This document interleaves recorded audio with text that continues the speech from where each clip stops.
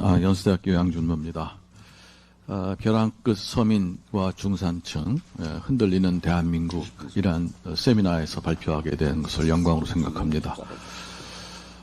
저는 이 정부가 내년을 넘기지 못할 거라고 저는 생각을 합니다.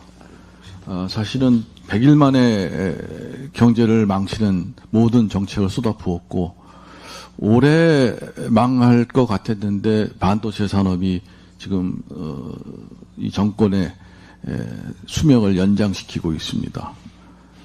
그럼에도 불구하고 반도체 산업마저 우리 주식시장에서 보듯이 망쳐놓기 때문에 내년을 넘지 못할 거다라는 생각을 합니다. 그 이유를 하나씩 짚고 넘어가도록 하겠습니다. 우선 재정에 대한 개념이 이 정권이 없습니다. 돈 풀면 경제가 산다고 생각을 합니다. 잘못된 생각이죠. 재정은 밤잠 안 자고 먹을 거 먹지 못하고 만들어낸 피 같은 국민의 돈입니다. 재정을 쓴다는 것은 국민이 써야 할 돈을 정부가 대신 쓰는 겁니다.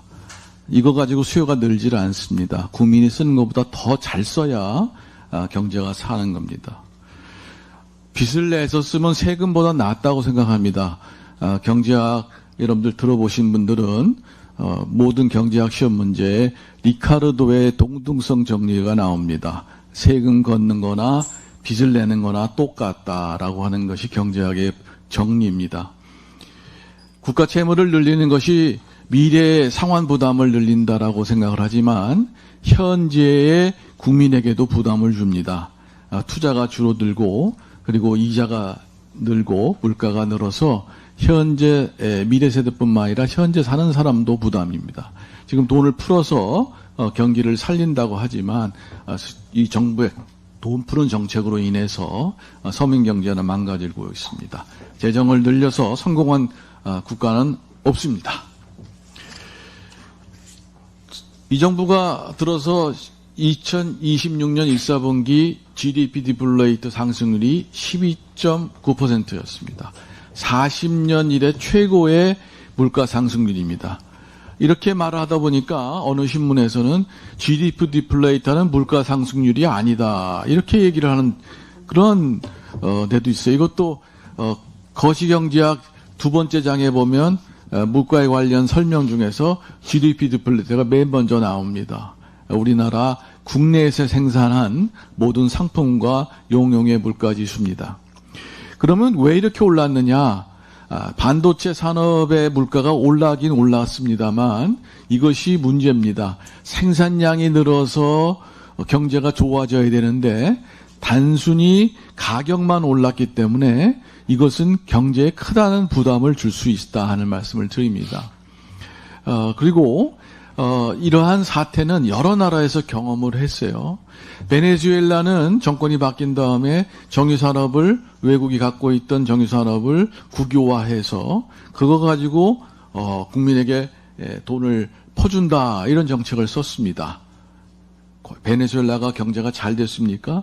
차베스가 정권을 잡자마자 이 정책을 쓰자마자 마이너스 성장을 하게 됩니다. 그 이유가 뭐냐면 유가가 올라가면 조금 낫죠.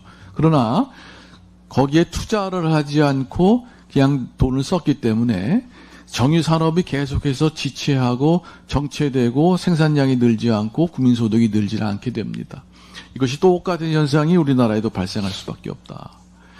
그런데 왜 그 이재명 정부가 지탱할 수 없느냐 하는 것은 이 정부가 돈을 풀고 그리고 돈을 풀었으면 공급이 늘어나도록 여러 정책을 써야 되는데 노동시장의 경직성을 강화시킴으로써 공급의 발목을 잡습니다. 기업의 발목을 잡고 공급의 발목을 잡습니다. 그것이 노동 시장뿐만 아니라 부동산 시장에도 그런 문제가 발생을 했죠. 당연히 물가가 오르고 확률이 오릅니다. 자, 정책을 잘못했으면 반성해야 되는데 이 정부의 가장 큰 문제점은 반성할 줄 모른다는 겁니다. 그러면 이 정부가 어떻게 시작했느냐? 2025년 6월 19일 날 건전 재정과 재정 균형의 원칙도 중요하지만 재정을 풀자라고 선언하셨습니다. 그리고 대책이 물가가 오르고 환율이 오르니까 대통령께서는 1월 21일 날 대책이 있으면 이미 했을 것이라고 하는 그러한 무책임한 발언을 하셨습니다. 여기 더 나아가서 김용법 정책실장은 5월 24일 날 고금리, 고물가, 고환율은 성공의 비용이라고 말씀하셨습니다. 서민이 고통을 받고 국민이 어렵다면 여기에 대해서 서로 고통을 나누고 그리고 고민을 통해서 뭔가 해결하려고 하는 모습을 보여야 되는데 전혀 국민의 고통은 아랑곳 없이 성공은 공직자가 했을지 몰라도 그 비용은 지금 국민들이 전부 다 안고 있습니다.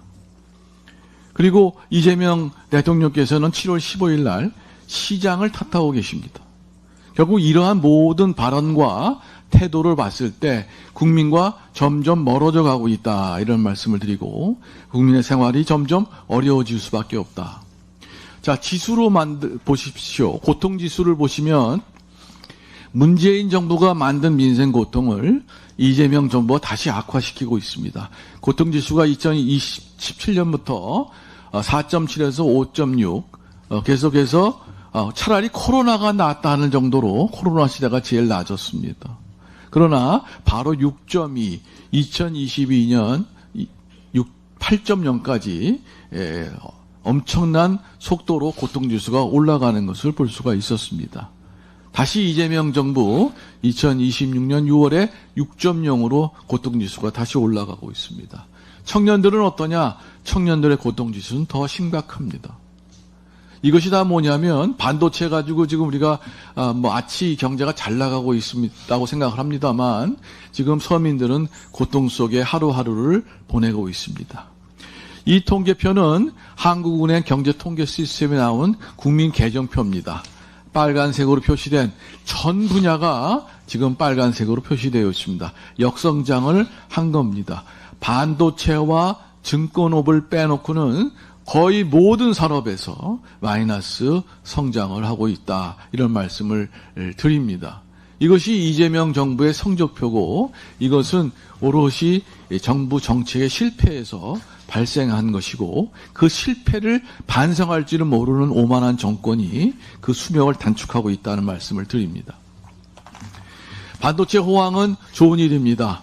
그러나 호사다말하고 이것을 관리하지 못하면 정권의 수명을 단축할 수도 있다는 말씀을 드립니다. 반도체가 호황이 되면 해외 부분에서 통화 증가가 발생을 하고 통화당국은 이것을 환수하려고 노력을 합니다. 그러면 또 고통이 시작이 되죠. 금리가 오르고 근데 여기서 재정당국이 재정지출을 확대하게 되면 이러한 고통은 더 악화돼서 베네수엘라 꼴이 난다는 말씀을 드립니다. 언제나 이런 해외 부분의 통화 증가가 올라가면 부동산 가격은 폭등할 수밖에 없습니다. 이것을 관리하는 방법이 있습니다.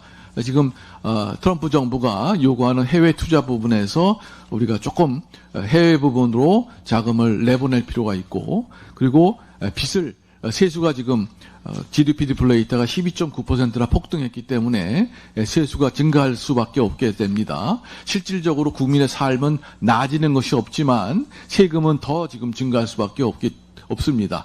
이럴 때 국가 채무를 관리해서 이자율을 낮추는 방향으로 가는 것이 이러한 좋은 일이 벌어졌을 때 이것을 국민에게 돌려주는 길이라고 저는 생각을 합니다. 소상공인의 고통은 가중되고 있습니다.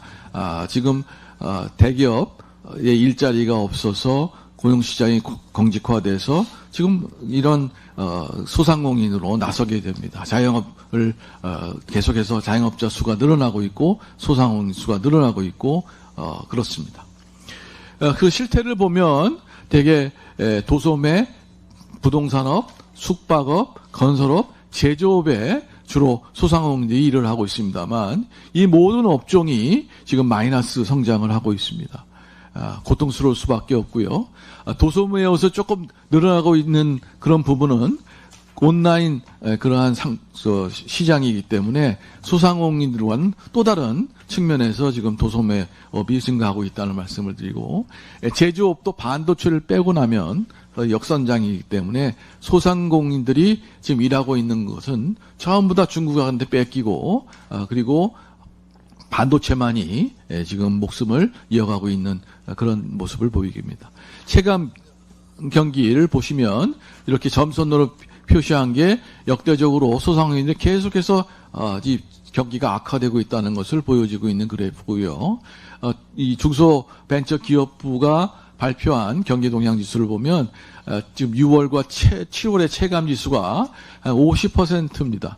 이게 50이라고 하는 숫자는 뭐냐면 소상공인의 75%가 경기 악화를 경험하고 있다는 통계입니다.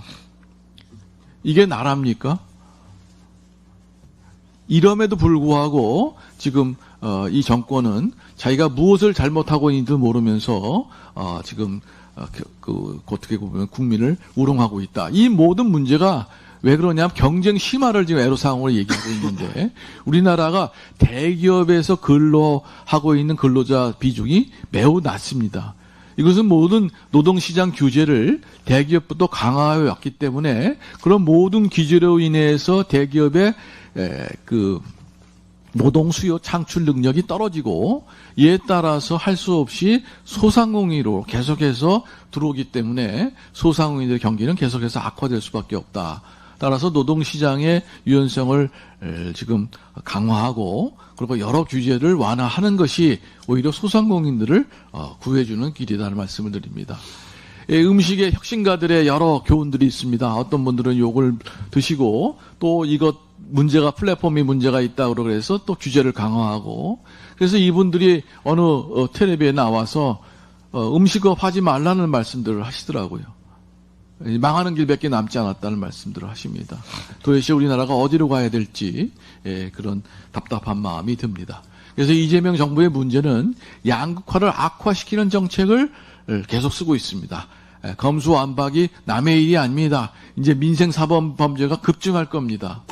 그리고 반도체 호황이 생산 증가로 수반되지 않았기 때문에 이것이 경제 성장에 주는 기여도는 매우 제한적이고 물가만 급등시킬 수가 있습니다. 조심스럽게 거시경제 정책을 써야 합니다.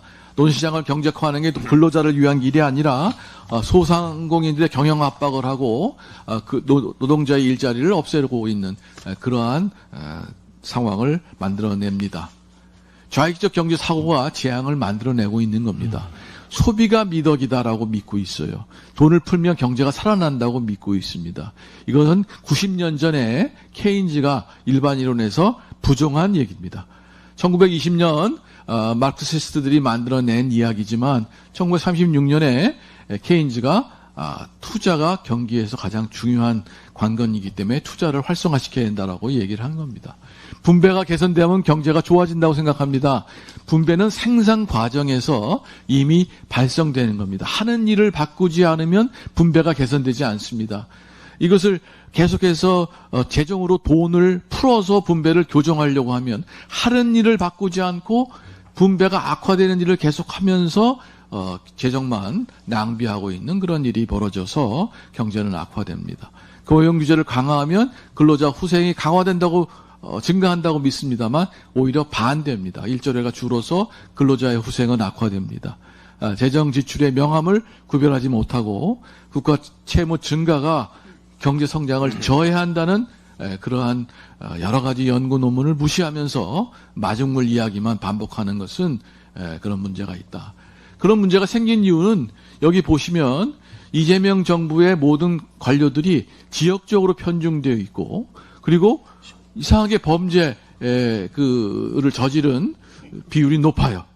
그래서 같은 생각을 하고 있지 않느냐. 법을 우습게 여기고 법을 아무렇게나 만들어도 된다고 생각하고 그냥 국민을 규제로 다룰 수 있다고 생각하는 이러한 사고방식이 정책에 문제를 만들어내고 이것이 이 정부의 수명을 단축할 것이다. 이렇게 생각을 합니다. 여기서 마치도록 하겠습니다. 감사합니다. 감사합니다.